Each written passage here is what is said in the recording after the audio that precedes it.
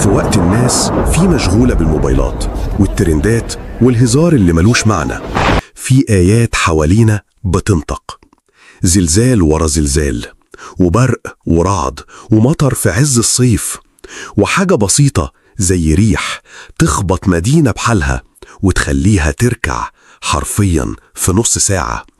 مشهد عمارة وقعت، عربيات اتسحقت، نور انقطع، كورنيش غرق، كافيهات اتدمرت، والسبب شوية هوا.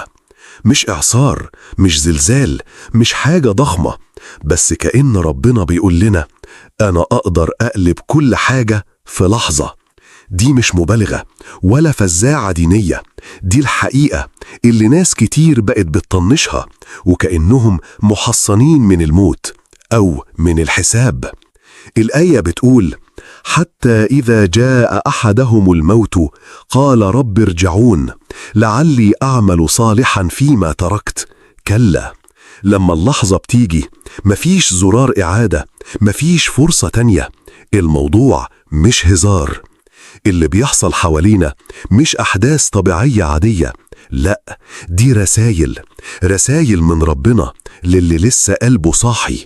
مش مطلوب منك تعيش في خوف، بس لازم تعيش إدراك إنك ضعيف، وإنك راجع، وإنك محتاج تتوب قبل ما يجي يوم مش هتلحق فيه تقول يا ريت.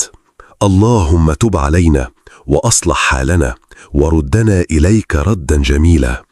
حاسس إن الرسالة دي محتاجة توصل لحد؟ ساعدها توصل، يمكن تكون سبب